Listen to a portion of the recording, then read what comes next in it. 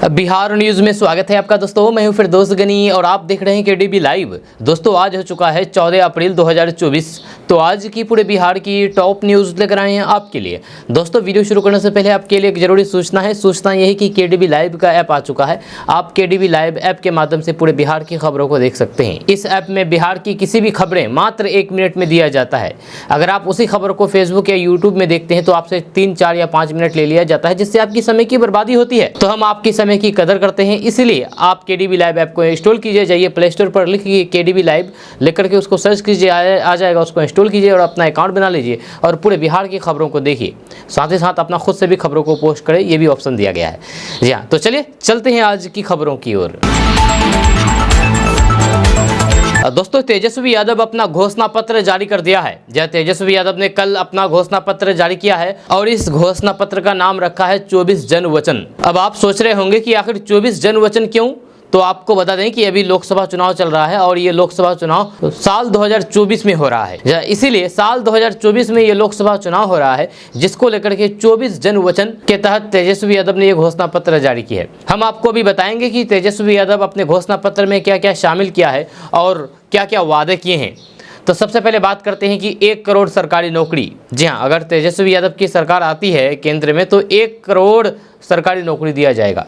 वहीं पर गरीब परिवार की महिलाओं को हर साल 1 लाख रुपए दिए जाएंगे। वहीं पर पूरे देश में जातिगत जनगणना और आरक्षण का दायरा 75% बढ़ाया जाएगा। वहीं पर एलपीजी सिलेंडर का दाम 500 रुपए में होगा। जी हाँ, वहीं पर बिहार को स्पेशल स्टेटस और 1,60,000 करोड़ का पैकेज दिया जाएगा। आपको बता दूं कि मुख्यमंत्री नीतीश कुमार पहले इस बिहार को विशेष राज्य का दर्जा देने को लेकर के केंद्र से लड़ाई लड़ रहे थे, लेकिन हो नहीं पाया। लेकिन अब तेजस्वी यादव ने अपने मैनिफेस्टो में, अपने घोषणा पत्र में ये शामिल किया है कि अगर उनकी सरकार आती है तो बिहार को स्पेशल राज्य का दर्जा दिया जाएगा और 1,60,000 करोड़ रुपए का पैकेज दिया जाएगा। वहीं पर बिहार में 200 यूनिट बिजली मुफ्त मिलेगी।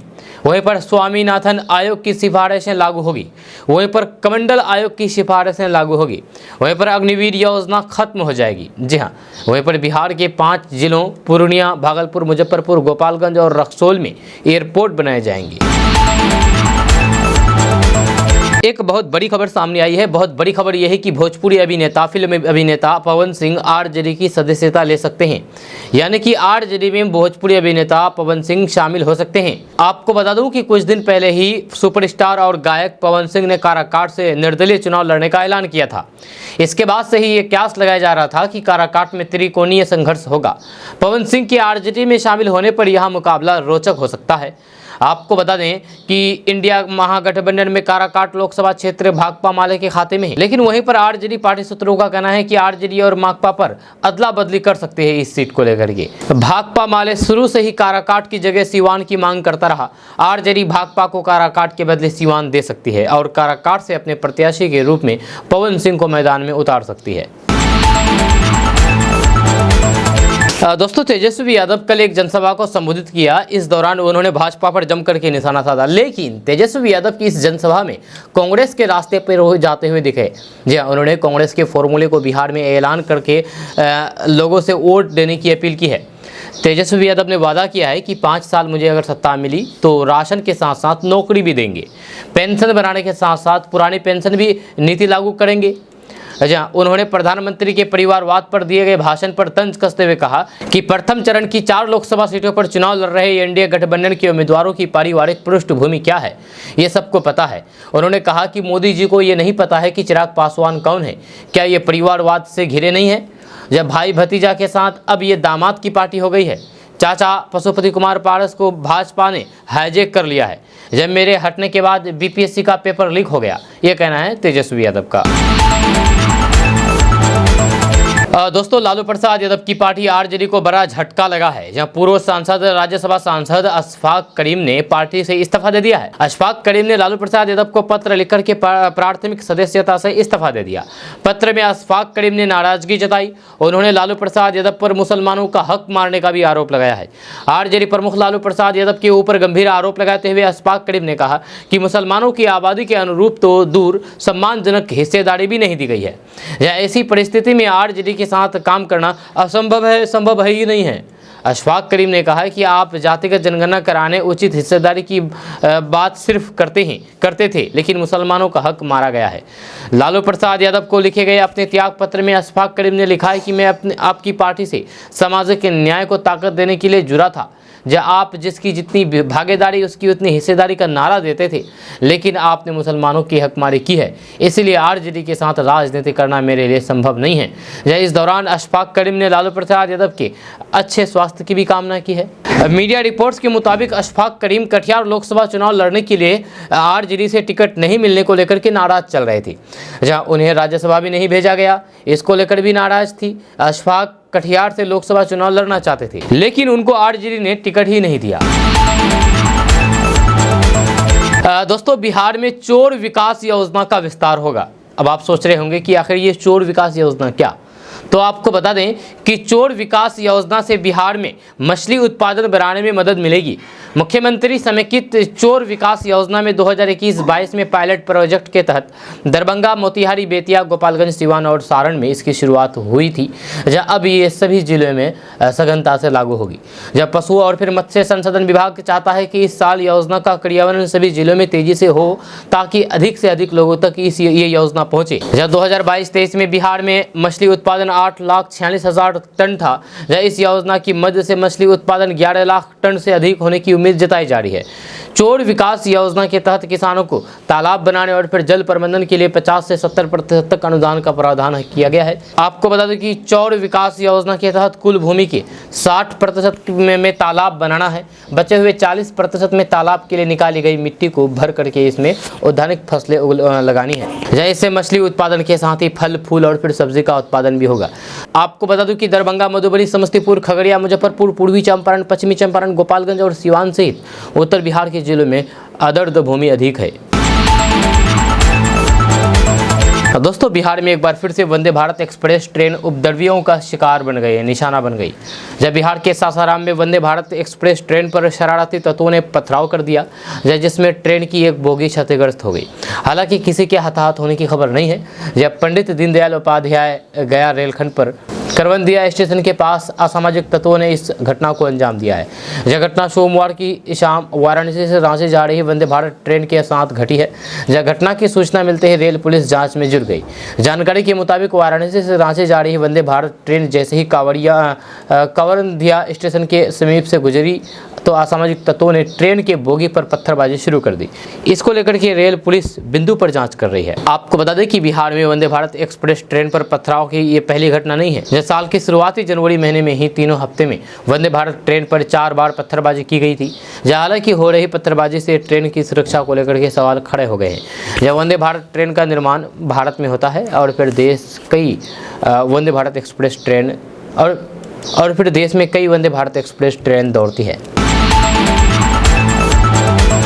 अपने बयानों से बिहार की सियासत को अक्सर गर्म करने वाले पूर्व मुख्यमंत्री जीतन राम मांझी ने एक चुनावी नुक्कड़ सभा को संबोधित करते हुए एक ऐसा बयान दे दिया है जिससे एनडीए के भीतर बवाल मचना तय माना जा रहा है। जीतन राम मांझी की इस नुक्कड़ सभा में लोजपा रामविलास के अध्यक्ष और हाजीपुर से एनडीए उम्मीदवार चिराग पासवान भी मौजूद थे। दरअसल एनडीए ने पूर्व सीएम और हिंदुस्तानी अवाम मोर्चा के संरक्षक जीतन राम मांझी को गया संसदीय क्षेत्र से सीट से अपना साझा उम्मीदवार बनाया है। अपने भाषण के दौरान जीतन राम मांझी ने एक ऐसी बात कह दी है जो एनडीए में घमासान मचाने के लिए काफी है। जहां जीतन राम मांझी ने मुख्यमंत्री नीतीश कुमार का नाम लिए बिना ही उनके ऊपर सवाल उठाए और चिराग पासवान को बिहार का भविष्य बता दिया। मांझी ने कहा कि चिराग पासवान बिहार का भविष्य है। केंद्र सरकार में जाकर के हम लोग परिस्थिति बनाएंगे कि बिहार का अगला भविष्य चिराग पासवान बने। जीतन राम मांझी ने कहा है कि जाति और धर्म से ऊपर उठ करके बिहार के भविष्य को देखते हुए एनडीए के पक्ष में वोट कीजिए। आपको बता दें कि जीतन राम मांझी जिस भी गठबंधन में रहे वह अपने ही गठबंधन के नेताओं के खिलाफ बयानबाजी करना मांझी की पुरानी आदत रही है। वे खुलकर तो कुछ कह नहीं सकते, लेकिन उनका निशाना किसकी तरफ होता है, वो इशारों में क्या कहना चाहते हैं हर किसी को समझ में आ जाता है। दोस्तों, कल चुनावी प्रचार करने के दौरान सीएम नीतीश कुमार ने लालू परिवार पर जमकर के निशाना साधा और उन्होंने कहा कि देखिए जरा एक ही परिवार से कितना आदमी चुनाव लड़ रहा है। दूसरी तरफ मुझे देखिए कि 18 सालों के बाद भी मेरे परिवार को कितने लोग जानते हैं। उन लोगों को फिर से मौका मत दीजिए, नहीं तो फिर वे अपने परिवार को ही आगे बढ़ाएंगे। आपको बता दूं कि कल चुनाव प्रचार करने के दौरान सीएम नीतीश कुमार ने कहा है कि 1990 से लेकर के 2005 के उस दौर को याद करिए जब ये लोग शासन में थे। नीतीश कुमार का इशारा आपको बता दें कि नीतीश कुमार का इशारा लालू प्रसाद और राबड़ी देवी की सरकार की ओर था। जहां नीतीश कुमार ने कहा है कि इन लोगों को 15 सालों तक मौका मिला तो फिर जनता के लिए कुछ नहीं किया। ये लोग सिर्फ अपने परिवार को आगे बढ़ाया है। नीतीश कुमार ने कहा है कि इन लोगों को जब जब मौका मिला तो पति पत्नी बाल बच्चा बेटा बेटी इन्हीं लोगों को आगे बढ़ाने का मौका मिला। सबको याद है कि जब खुद जेल जाने लगे तो फिर पत्नी को सीएम बना दिया गया, फिर बेटी को सांसद और 2 बेटे को विधायक और फिर मंत्री बनवाया।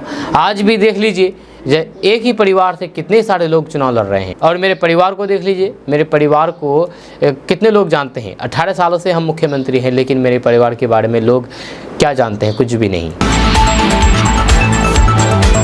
दोस्तों, लोकसभा चुनाव चल रहा है और इस लोकसभा चुनाव के बीच महागठबंधन के अंदर बगावत की सुर काफी फूट रहा है। यहाँ एक तरफ मुस्लिम समुदाय के नेता नाराज आ रहे हैं तो वहीं दूसरी ओर बेटिकट होने के बाद पूर्व सांसद फूट फूट करके रोते हुए नजर आ रहे हैं। दरअसल अररिया में लालू की पार्टी आरजेडी के पूर्व सांसद सरफराज आलम मंच पर समर्थकों को संबोधित करते हुए भावुक हो गए और फूट फूट करके रोने लगे, जिसके बाद वहां मौजूद उनके समर्थकों ने उन्हें संभाला।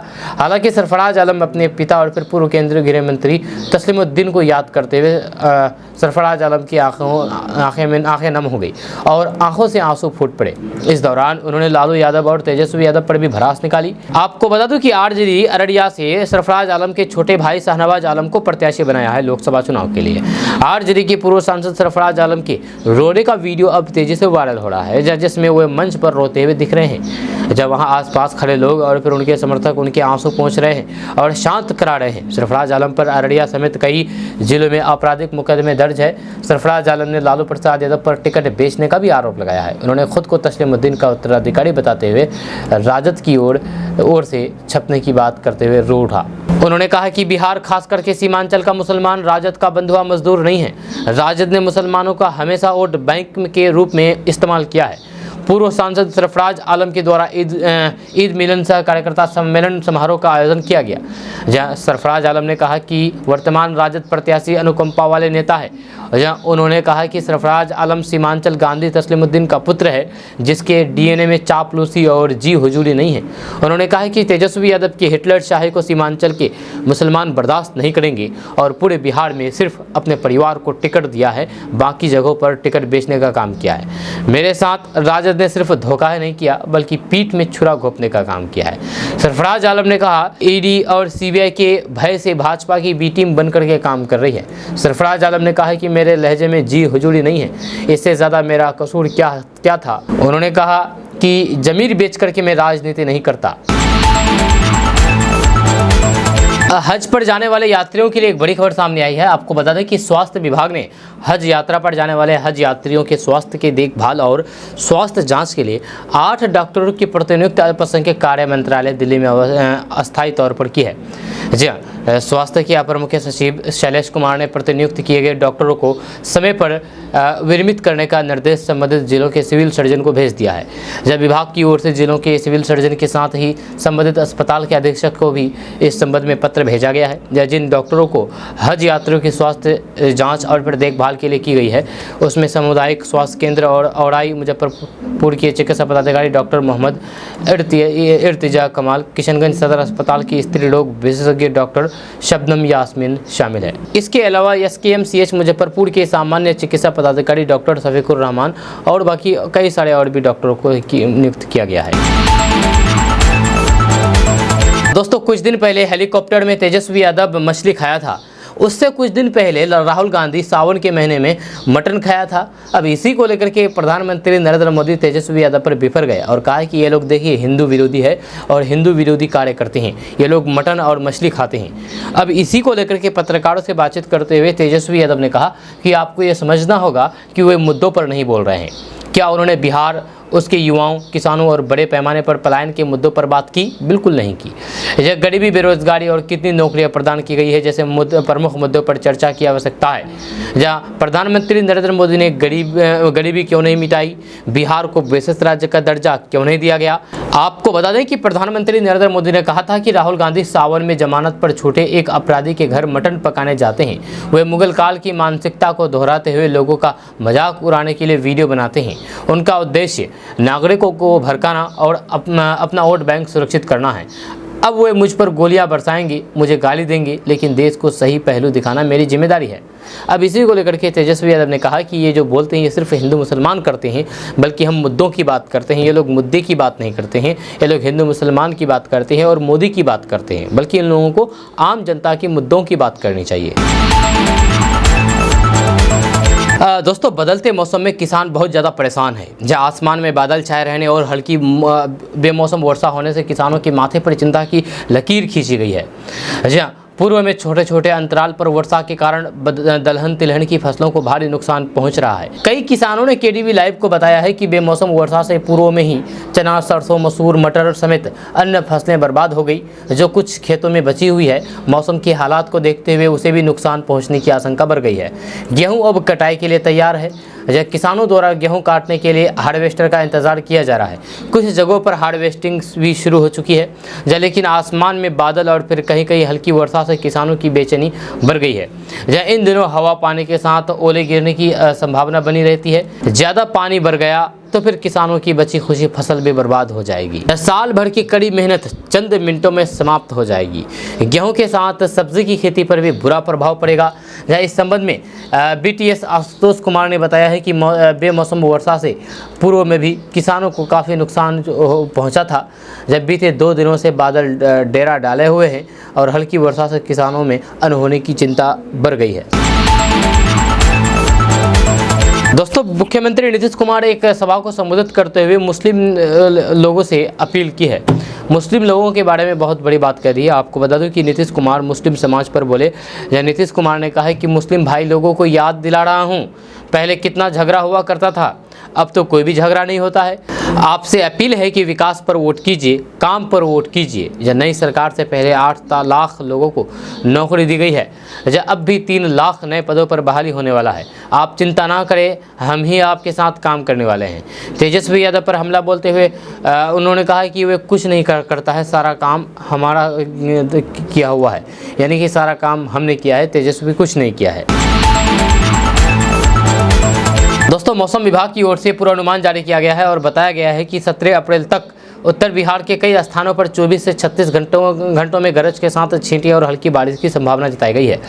जहां विभाग ने कई स्थानों पर तेज बारिश के साथ ओला गिरने का भी अलर्ट जारी किया गया है। दूसरी ओर रविवार से मौसम शुष्क बना रहेगा। जब सोमवार से मौसम के मिजाज में फिर तल्खी आएगी।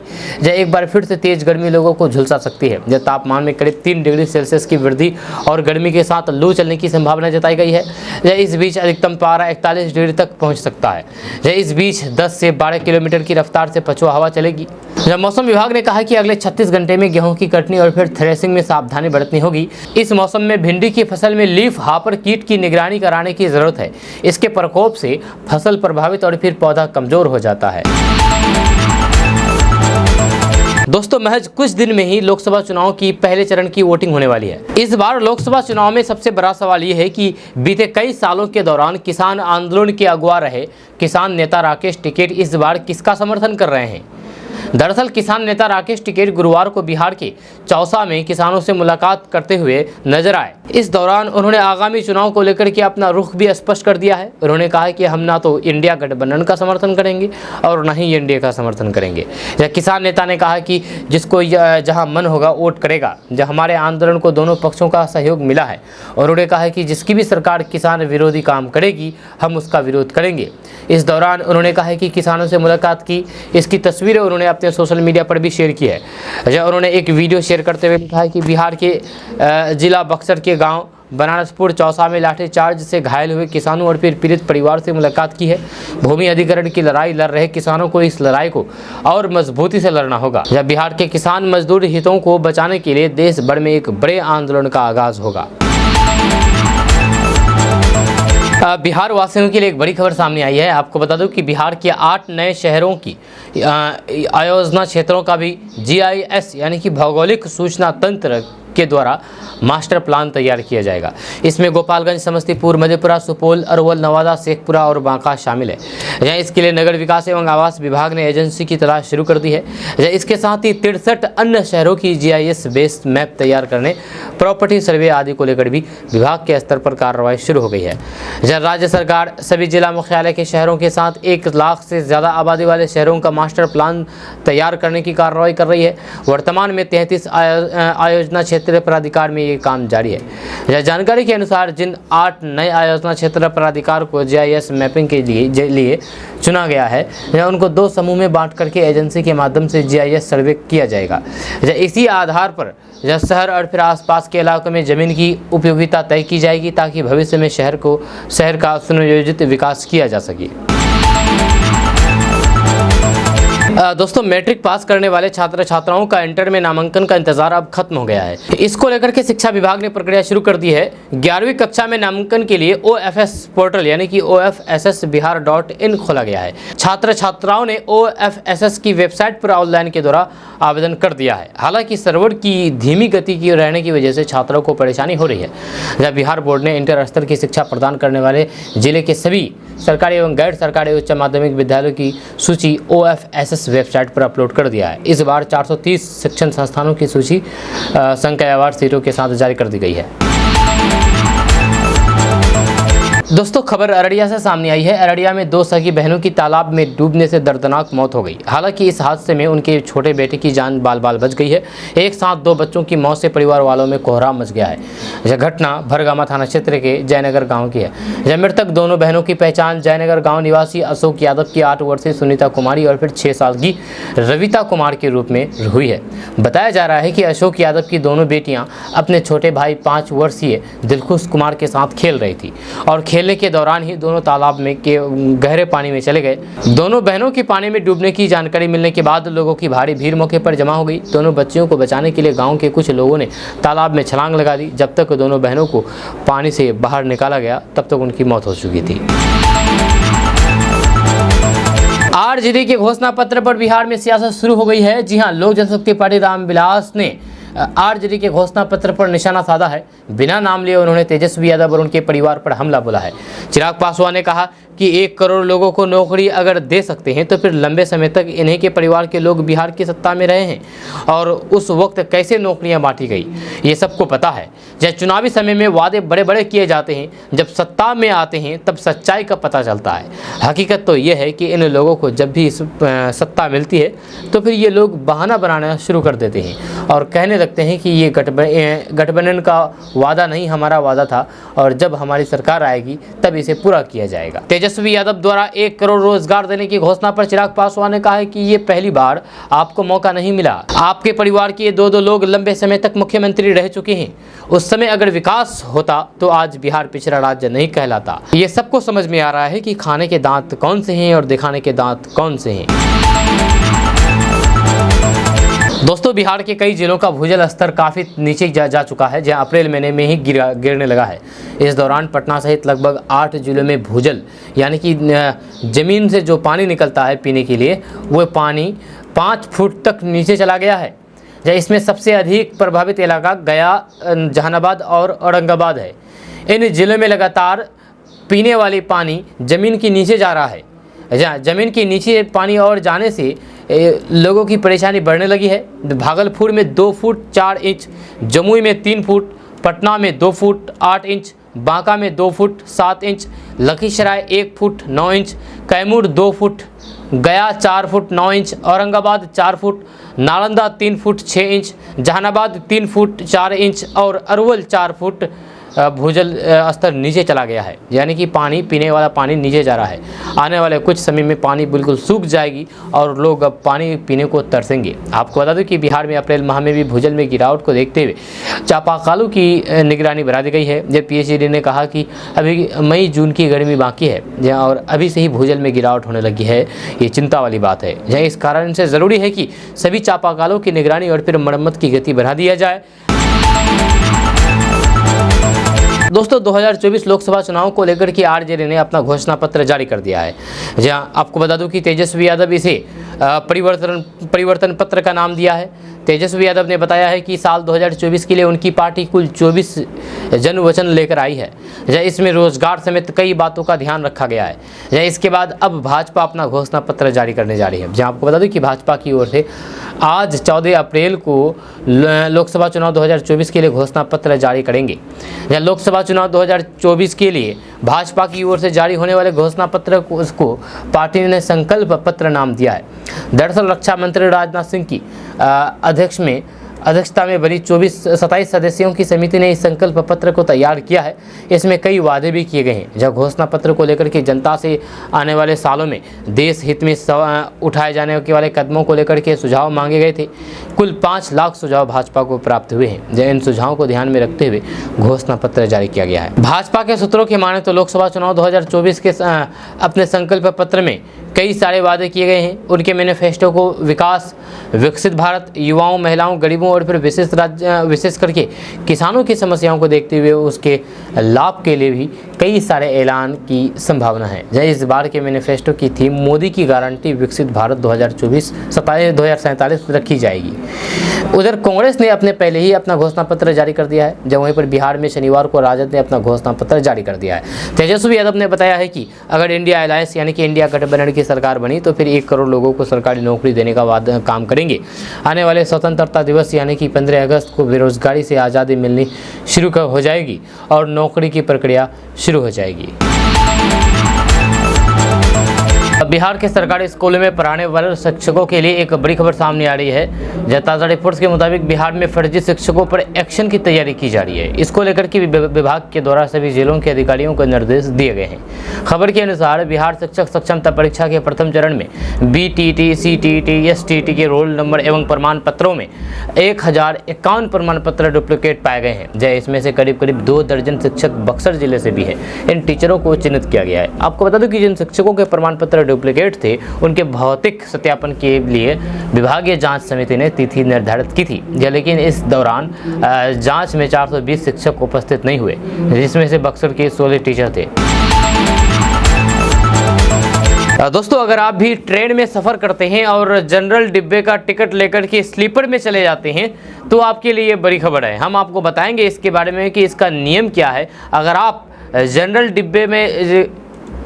जनरल डिब्बे का टिकट कटा करके स्लीपर में जाते हैं तो आपके साथ क्या हो सकता है, क्या एक्शन हो सकता है, क्या कार्रवाई हो सकती है या फिर आपको क्या सहूलियत हो सकता है, इसके बारे में हम आपको बताएंगे।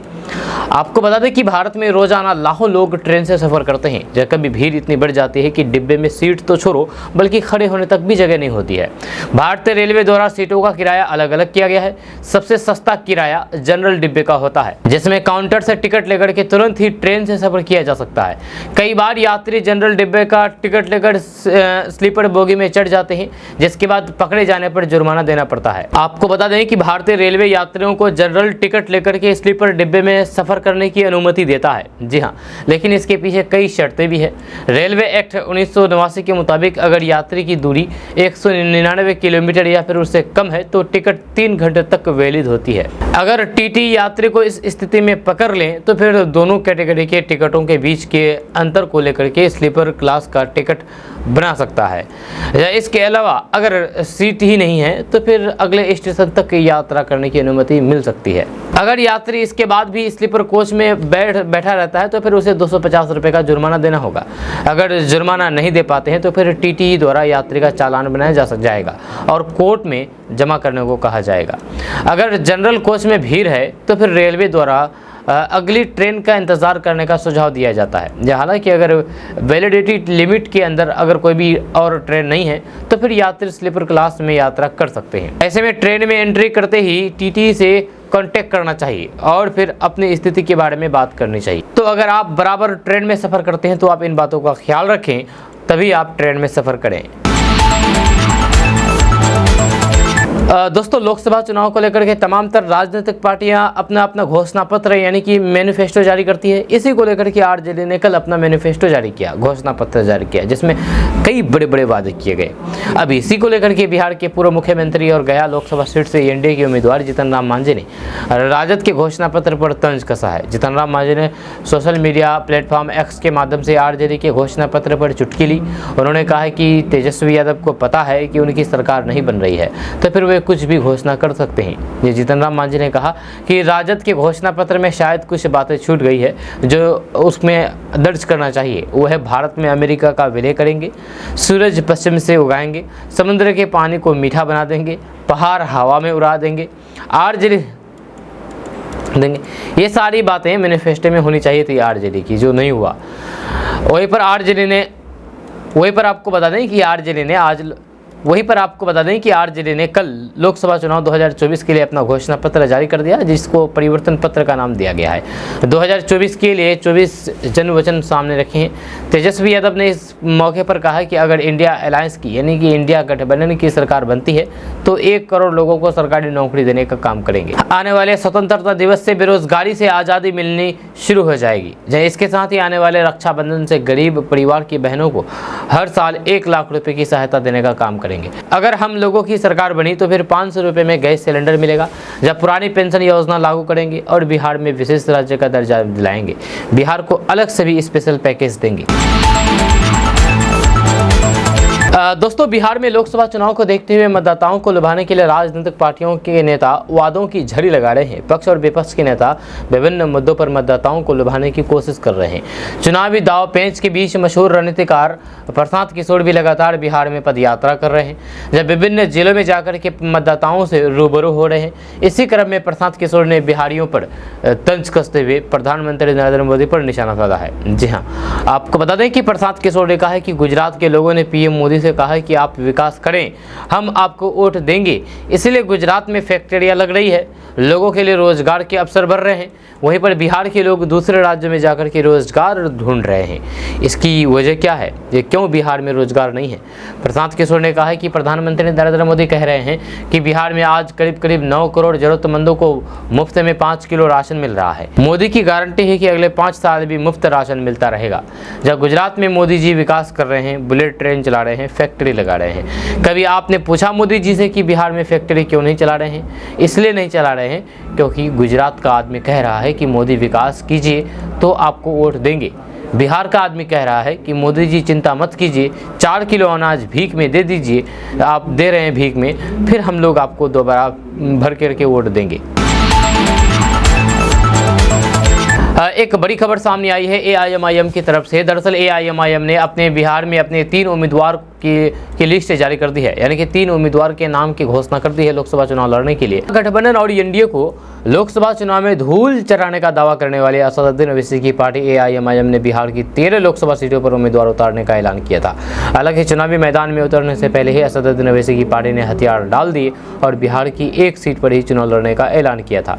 लेकिन अब असदुद्दीन ओवैसी की पार्टी ने बिहार के 3 सीटों पर अपना उम्मीदवार उतार दिए हैं। एआईएमआईएम ने बिहार के दरभंगा, शिवहर और काराकाट लोकसभा सीट पर अपना उम्मीदवार उतारने का ऐलान किया है। यह किशनगंज के कचलामनी स्थित एआईएमआईएम के प्रदेश कार्यालय में पार्टी के स्टार प्रचारक आफ्ताब अहमद और आदिल हसन आज़ाद ने इसकी जानकारी दी है। एआईएमआईएम ने दरभंगा लोकसभा सीट से मोहम्मद कलाम, शिवहर से पूर्व सांसद सीताराम सिंह के बेटे अजय रंजीत सिंह और काराकाट से प्रियंका चौधरी को अपना उम्मीदवार बनाया है। इससे पहले पार्टी के प्रदेश अध्यक्ष अख्तर ईमान ने ऐलान किया था कि एआईएमआईएम बिहार की सिर्फ किशनगंज सीट से ही लोकसभा चुनाव लड़ेगी और वे खुद इस सीट से उम्मीदवार होंगे।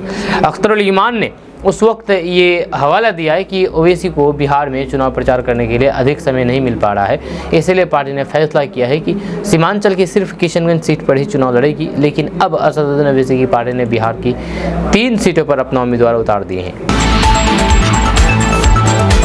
दोस्तों, नेता प्रतिपक्ष तेजस्वी यादव ने शनिवार को लोकसभा चुनाव को लेकर के घोषणा पत्र का ऐलान किया, जहां इसमें बड़ी संख्या में नौकरी देने की वादा किया गया। इस पर जन स्वराज पदयात्रा के सूत्रधार और चुनावी रणनीतिकार प्रशांत किशोर ने तंज कसते हुए कहा कि जो विद्वान लोग हैं, जो अनुभवी लोग हैं, वह आपको बताएंगे कि जब भी आप झटपट और फिर शॉर्टकट करते हैं तो फिर आप जीवन में कभी भी सफल नहीं हो पाते हैं या कुछ भी नहीं कर पाते हैं। लेकिन तेजस्वी यादव जैसे लीडर्स से आप इससे ज़्यादा क्या उम्मीद कर सकते हैं। उन्होंने भी अपने जीवन में सब कुछ झटपट ही पाया है। यह समाज के लिए कुछ किया नहीं है, अपने कुछ योग्यता नहीं दिखाई है। प्रशांत किशोर ने तेजस्वी यादव पर निशाना साधते हुए कहा है कि उन्होंने अपने किसी भी क्षेत्र में अपना पराक्रम, अपना पुरुषार्थ, अपनी योग्यता नहीं दिखाई है। जहाँ लालू यादव के लड़के हैं तो फिर झटपट कुर्सी पर बैठ गए और बिना झटपट बिहार को समझे इसे सुधारने की बात कर रहे हैं। उनसे कोई भी पूछने वाला नहीं है कि मेरे भाई 15 साल आपके माँ बापूजी यहाँ पर मुख्यमंत्री थे, तब झटपट आपने बिहार को क्यों नहीं सुधार दिया। जब चुनावी रणनीतिकार प्रशांत किशोर ने आगे कहा है कि तेजस्वी यादव बिहार के लोगों को बता दें कि आप झटपट यहाँ की स्वास्थ्य व्यवस्था को कब सुधारिएगा, झटपट यहाँ के रोड कब बनाई जाएगी, जब बिहार के गांव की बदहाली, नाली गलियों की दुर्दशा को झटपट कब सुधारा जाएगा। अगर वे ये बता दें तो फिर मेरा और फिर बिहार की जनता की ओर से उनको बहुत बहुत शुक्रिया। पत्रकारों को अगर तेजस्वी यादव मिले तो आप उनसे भी झटपट ये सवाल पूछिएगा कि कब यहाँ के लोगों को स्वास्थ्य सेवा नसीब होगी, जब कब यहाँ की सड़कों की दुर्दशा सुधरेगी। तेजस्वी यादव, आप जो 3 विभाग चला रहे हैं उसके बारे में बता दीजिए कि बाकी बातें बाद में कीजिए। दोस्तों, कहते हैं कि प्यार अंधा होता है और प्यार में पड़े प्रेमी को कुछ भी नजर नहीं आता है। जैसे ही एक प्रेम कहानी बिहार के सारण जिले में देखने को मिली है। सारण जिले के रिविलगंज थाना क्षेत्र के देवरिया गांव निवासी संजीत कुमार और जलाल पोखर गांव निवासी रोजी खातून पिछले 6 साल से प्रेम संबंध में थे। जी हाँ, आपने सही सुना, रोजी खातून जो कि मुसलमान है, वहीं पर संजीत कुमार हिंदू है। यानी कि प्रेमी हिंदू तो प्रेमिका मुसलमान। इन दोनों के बीच में प्यार का संबंध पिछले 6 महीना से चल रहा था। इस रिश्ते को आगे बढ़ाने के लिए दोनों प्रेमी प्रेमिका 8 अप्रैल को अपने अपने घर से भाग करके दिल्ली आ गए और एक मंदिर में शादी कर ली। जहाँ संजीत कुमार और रोजी खातून ने कहा कि दोनों बालिग हैं और अपनी मर्जी से शादी की है। रोजी ने अपने अपहरण की अफवाह का खंडन करते हुए कहा कि वे अपनी मर्जी से शादी की घोषणा दर्ज कराने के लिए दिल्ली से बिहार आएंगे। उधर संजीत ने कहा कि इस मामले में उनके परिवार की कोई भी गलती नहीं है, या उनसे अपनी मर्जी से उन्होंने अपनी मर्जी से शादी की है और उसके परिवार वालों को इसकी जानकारी नहीं है। संजीत ने अपने परिवार वालों की रिहाई की मांग की है। दरअसल लड़की के परिवार वालों ने रोजी की अपहरण का आरोप लगाते हुए पुलिस में शिकायत दर्ज कराई थी। इसके बाद पुलिस ने लड़के के पिता और फिर भाई को हिरासत में ले लिया। लड़की रोजी ने अपहरण के आरोपों से इनकार करते हुए कहा कि उसने अपनी मर्जी से शादी की है। उन्होंने पुलिस के सामने अपना बयान दर्ज करने की इच्छा भी जताई है। जब वहीं पर संजीत ने अपने परिवार की रिहाई की अपील की है। उन्होंने कहा कि उनकी शादी आपसी सहमति से हुई है और फिर परिवार का इससे कोई भी लेना देना नहीं है। दोस्तों, बिहार के नवगछिया से ससुराल वालों द्वारा दामाद को किडनैप करने का मामला सामने आया है। जी हाँ, पीड़ित शख्स के भाई का आरोप है कि ये किडनैपिंग ससुराल वालों ने करवाई है। जब पीड़ित के भाई ने नवगछिया के एसपी और फिर रंगरा थाना में लिखित शिकायत दर्ज करवाई है। उन्होंने अपने भाई के ससुर, भाई की पत्नी और फिर अन्य रिश्तेदारों पर भाई के अपहरण का आरोप लगाया है। जब पीड़ित दिनेश कुमार गुप्ता के भाई विजय कुमार गुप्ता का आरोप है कि उनके भाई की किडनैपिंग भाई के ससुराल वालों ने करवाई है। जब पीड़ित भाई ने नवगछिया पुलिस अधीक्षक और फिर रंगरा थाना में लिखित शिकायत दर्ज कराई है। उन्होंने अपने भाई के ससुराल शैलेश कुमार गुप्ता, भाई की पत्नी नेहा कुमारी और फिर अन्य रिश्तेदारों पर भाई के अपहरण का आरोप लगाया है। जब पुलिस ने मुकदमा दर्ज करके मामले की जांच शुरू कर दी है। किडनैप किए गए शख्स की शादी 7 महीने पहले ही हुई थी। जब उसके बाद ये युवक ससुराल से ही संदेहास्पद स्थिति में लापता हो गया था। जब मामला नवगछिया थाना क्षेत्र के अंतर्गत नया टोला का है। दोस्तों, बिहार के डिप्टी सीएम सम्राट चौधरी ने राष्ट्रीय जनता दल यानी कि आरजेडी पर तीखा हमला बोला है। उन्होंने कहा है कि 15 साल तक लालू प्रसाद यादव बिहार के मुख्यमंत्री रहे। उन्होंने कितने लोगों को नौकरी दी? जब नीतीश कुमार का शासन रहा तो फिर लगभग 7.5 लाख लोगों को नौकरी मिली है। राजद के नेता क्रेडिट लेने में लगे हुए हैं। राजद को पहले अपना आईना देखना चाहिए, तब दूसरों के लिए बोलना चाहिए। राजद ने लोकसभा चुनाव 2024 का घोषणा पत्र जारी कर दिया। 24 वादियों वाला परिवर्तन पत्र जारी करते हुए बिहार के पूर्व डिप्टी सीएम तेजस्वी यादव ने बीजेपी पर जोरदार हमला बोला। दावा किया गया है कि बेरोजगारी को दूर करने का संकल्प इस पत्र में दिखता है। जब पूर्व डिप्टी सीएम तेजस्वी यादव ने पटना स्थित पार्टी ऑफिस में प्रेस कॉन्फ्रेंस करके घोषणा पत्र जारी किया, जहां राजद ने इसे परिवर्तन पत्र का नाम दिया है। दोस्तों, आज का न्यूज़ बस था। कैसा लगा आपको नीचे कमेंट बॉक्स में कमेंट करके ज़रूर बताइएगा। अगर आप हमारे चैनल पर नए आए तो फिर चैनल को सब्सक्राइब करके बेल आइकन को प्रेस कर दीजिए और साथ ही वीडियो को लाइक कर दीजिए, अपने दोस्तों के साथ शेयर भी कीजिए। तो चलिए मिलते हैं नेक्स्ट वीडियो के साथ, तब तक के लिए जय हिंद, जय बिहार।